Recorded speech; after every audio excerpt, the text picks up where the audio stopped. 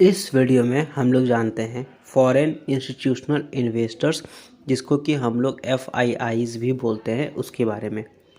Foreign institutional investors वो institutional investors होते हैं जो कि किसी और देश के एसेट्स में इन्वेस्ट करते हैं।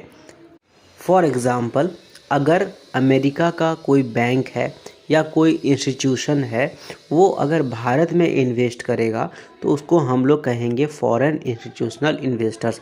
उसी प्रकार अगर इंडिया से कोई ऐसा इंस्टीट्यूशन है जो कि अमेरिका में इन्वेस्ट करेगा तो अमेरिकन्स उसको बोलेंगे फॉरेन इंस्टीट्यूशनल इन्वेस्टर।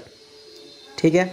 अब ये जो इंस्टीट्यूशनल इन्वेस्टर्स होते हैं, ये नॉर्मली बैंक्स होता है, कोई बड़ा बड़ा बैंक हो गया या फिर कोई म्यूचुअल फंड्स हो गया जो अलग अलग देशों के एसेट्स में इन्वेस्ट करता है। ये फाइनेंशियल इंस्टीट्यूशनल इन्वेस्टर्स जो हैं वो इकोनॉमी में बहुत इम्पॉर्टेंट रोल प्ले करते हैं।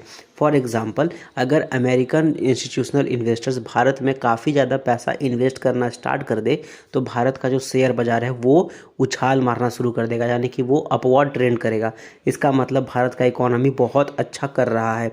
उसी प्रकार अगर वो पैसा यहाँ से निकालना स्टार्ट कर दे, यानी कि यहाँ पर इन्वेस्ट नहीं करे, तो भारत का जो शेयर मार्केट है वो गिरना स्टार्ट हो जाएगा। इसका मतलब भारत का इकोनॉमी जो है वो कम डेवलप करेगा या डेवलप ही नहीं करेगा अच्छी तरीके से। तो ये इफ़ेक्ट होता है फाइनेंशियल इंस्टीट्यूशनल इन्वेस्टर्स का किसी भी देश के इकोनॉमी में। भारत की अगर बात करें तो भारत का जो रेगुलेटर है SEBI, जिसको सेबी बोलते हैं, वो सेबी अभी भारत में करीबन 450 फाइनेंशियल इंस्टीट्यूशनल इन्वेस्टर्स को रजिस्टर करके रखे हुए हैं। फाइनेंशियल इंस्टीट्यूशनल इन्वेस्टर्स इकोनॉमी में इसलिए भी महत्वपूर्ण हो जाते हैं क्योंकि जब वो किसी देश में इन्वेस्ट करना स्टार्ट करते हैं, फॉर एग्जांपल अगर बहुत सारे फाइनेंशियल इंस्टीट्यूशनल इन्वेस्टर्स भारत में इन्वेस्ट करना स्टार्ट कर देंगे तो अलग अलग जो बिग कंपनीज़ है, जैसे कि एप्पल हो गया, सैमसंग हो गया, या फिर इलॉन मस्क का जो कंपनी है टेस्ला वगैरह, वो सब भी सोचेगा कि भारत में कुछ तो बात है जो इतना इन्वेस्टमेंट आ रहा है। इसका मतलब वो लोग भी भारत में इन्वेस्टमेंट करना स्टार्ट कर देंगे और इस प्रकार से भारत का इकोनॉमी जो है वो बेहतर होने लगेगा। और इसका उल्टा क्या होगा कि अगर वो पैसा इंडिया से निकालना स्टार्ट कर दें तो बड़े बड़े कंपनी भी भारत में नहीं आएंगे और भारत का इकोनॉमी जो है वो डेवलप नहीं कर पाएगा अच्छी तरीके से।